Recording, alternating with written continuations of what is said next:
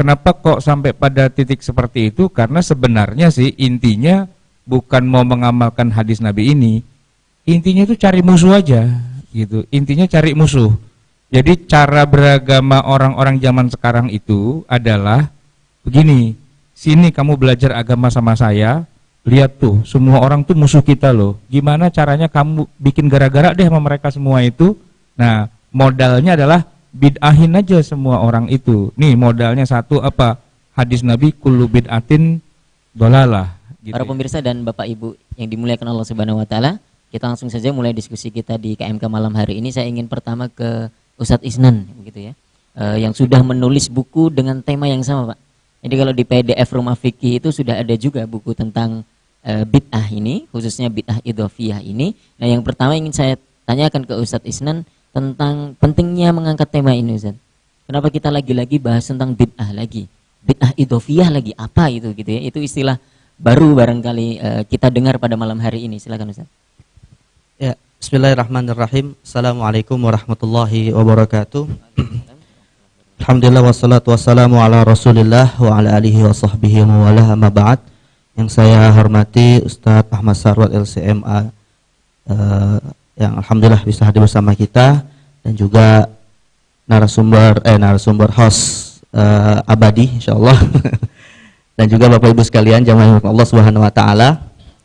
Sebenarnya tema bid'ah idhofiyah ini bisa dikatakan kita angkat dalam rangka untuk kita mengenal beberapa konsep yang disusun oleh para ulama, tetapi secara teori kita sebenarnya jarang mendengarnya, namun secara praktis sebenarnya sehari-hari sering kita perdebatkan.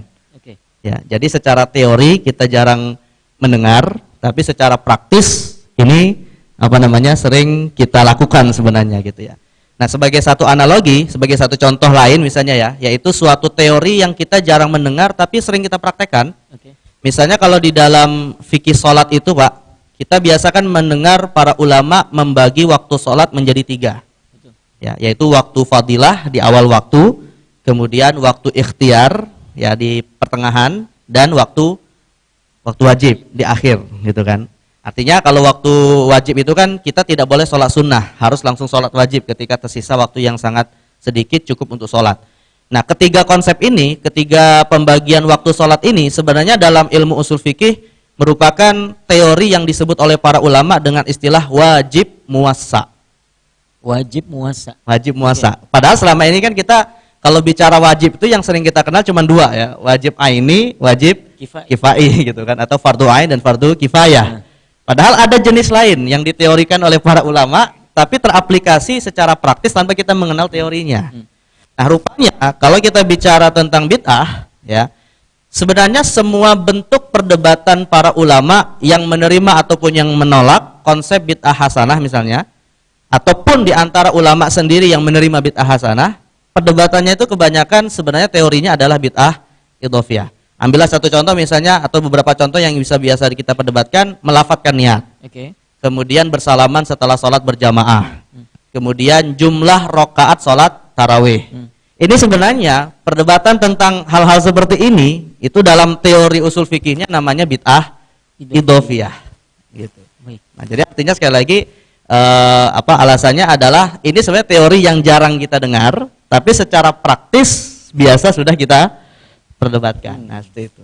Jadi lebih mendalam secara teorinya begitu Ustaz ya. Secara prakteknya ini sudah sering kita temui begitu ya, bahwa amal-amalan yang sering jadi dalam tanda kutip sumber berantem gitu di dalam internal masyarakat muslim begitu ya. Itu sebenarnya hal-hal yang disebut sebagai bid'ah idhofiyah.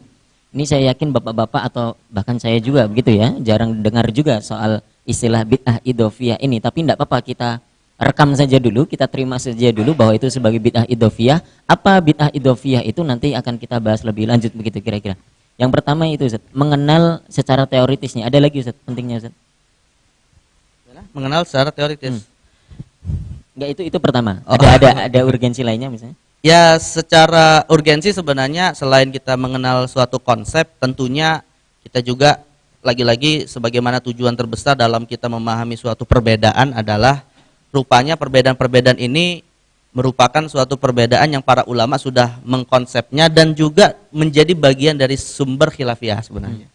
Nah, artinya kalau kita misalnya nanti kita akan coba lebih detailkan lagi apa yang dimaksud dengan bid'ah idhofiyah, dan rupanya ulama kebanyakan berbeda pendapat dalam masalah ini.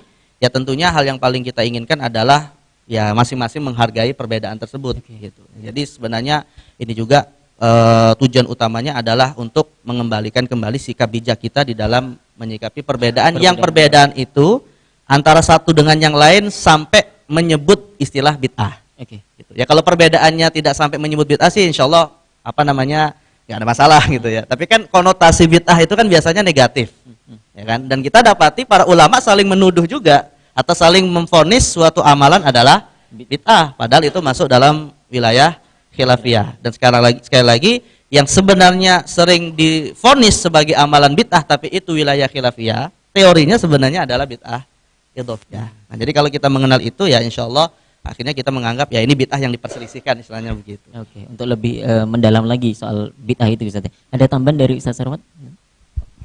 Iya, jadi sebenarnya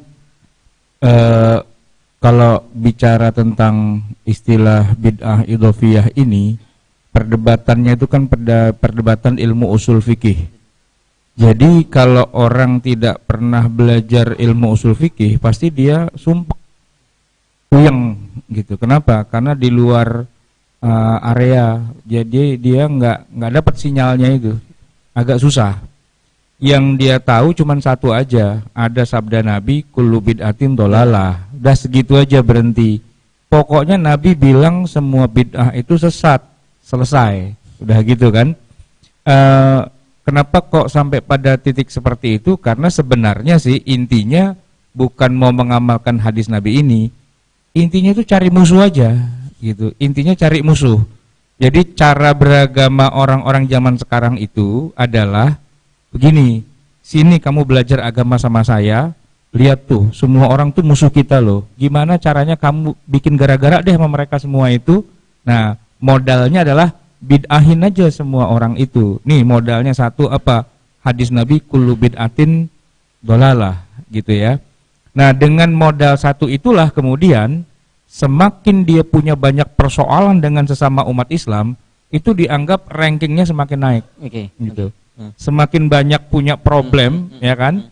Jadi ibarat kata begini, guru silat pengen biar kelihatan keren, maka muridnya itu disuruh begini, lu ntar kalau pulang lewat pasar, tantangin tuh semua orang yang ada di pasar, ya, ajakin berantem semua, gitu. Tunjukkan bahwa kamu itu udah hebat, gitu kan? Terus kira-kira gara-gara yang bisa kita jadiin persoalan tuh apa? Nah, tema bid'ah aja. Tuh bid'ahin, semuanya kan bid'ah semua tuh. Nah, maki-maki deh orang semua itu, gitu ya. Jadi dengan modal hadis Nabi kullu bid'atin dolalah, intinya sih itu dijadikan alat untuk mencari musuh. Karena berislam versi dia itu adalah harus punya musuh. Kalau nggak punya musuh itu bukan berislam, gitu loh. Jadi kan sederhana sekali. Jadi Ustadz Isnan itu melihatnya dengan logika ilmu usul fikih, ngomong kepada orang yang sama sekali nggak ngerti ilmu usul fikih, kan nggak nyambung sebenarnya kan. Kita mau bilang bid'ah idhofiyah, bid'ah hasanah, nggak paham dia. Orang di kepalanya nggak ada isinya, gitu kan. Taunya cuma satu, setiap ngaji pokoknya itu bid'ah, itu bid'ah, itu bid'ah, itu bid'ah, semuanya bid'ah, gitu kan. Dan satu-satunya rujukan dalam ilmu kebid'ahan itu adalah hadis Nabi yang satu-satunya itu, kullu bid'atin dolalah. Dah kan? Karena dicekokinnya dari dulu begitu terus gitu ya. Jadi kepada siapapun nggak pernah akur. Ketemu siapapun musuh. Ketemu siapapun nggak mau nanya, nggak mau senyum, nggak mau nyapa. Karena apa? Semuanya itu ahli bid'ah. Dan kalau udah ahli bid'ah itu semuanya adalah bakalannya masuk neraka. Wa kullu bid'atin dolalah wa kullu dolalatin finnar, kan gitu. Itu sudah menjadi bagian dasar dari Islam versi dia. Maka kalau membuka acara atau memulai sebuah pengajian pidato, hamdalahnya itu harus menyebut kata bid'ah. Innal hamdalillah nahmaduhu wa nasta'inuhu wa nastahdihi wa nastaghfiruh, gitu kan. Nah terus Wa inna syarral umuri muhdatsatuha wa inna kulla muhdatsatin bid'ah. Nah, itu harus keluar kata-kata bid'ah karena itu magic word gitu, ya kan? Magic word. Yang mana Islam itu harus dalam konsepnya orang-orang zaman sekarang, Islam itu harus menuduh orang bid'ah. Kalau nggak nuduh orang bid'ah, berarti nggak Islam lo, belum benar Islamnya. Jadi harus tunjukkan bahwa saya sunnah dan orang lain semua itu adalah min ahlil bid'ah dan semuanya akan masuk neraka.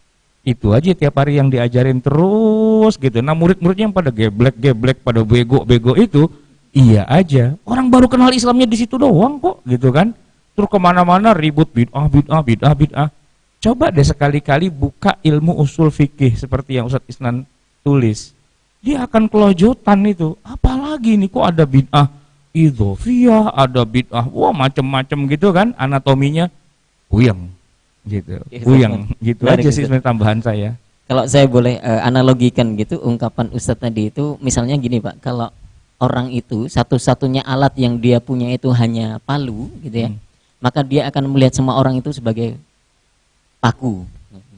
Jadi kalau satu-satunya alat yang dia punya itu palu, maka semua di sekitarnya itu dilihat sebagai paku. Main pengen getok semuanya gitu. Ya, karena satu-satunya yang pengen dia getok punya, orang aja gitu kan, karena yang dia punya itu ilmunya sebatas itu doang gitu kan. Nah susahnya adalah ngajak bicara orang yang ilmunya cuma segitu, karena tiap hari kepalanya dijedotin dengan teori itu terus gitu kan, nggak pinter-pinter dan nggak paham-paham. Jadi sebenarnya agak males juga saya ngomong kayak gini sebenarnya. Kenapa? Susah kita ngomong sama orang kagak paham. Ya istilahnya mensana in corpore sano, kita ngomong ke sana dia pahamnya ke sono, nggak paham juga itu susah kan. Makanya Ustadz Isnan mau sabar, dia cerita aja gitu kan kemana-mana. Saya cuma nanya, itu yang ente ceramahin paham nggak tuh? Jangan-jangan dia tidur, jangan-jangan kagak paham, nggak nyampe gitu kan masalahnya. Tapi enggak apa-apa Ustadz, insya Allah jamaah di sini juga mulai belajar untuk usul fikih. Ya. Gitu, Yang penting kalau ditanya malaikat nanti ada. Saya sudah pernah ngaji usul fikih gitu ya.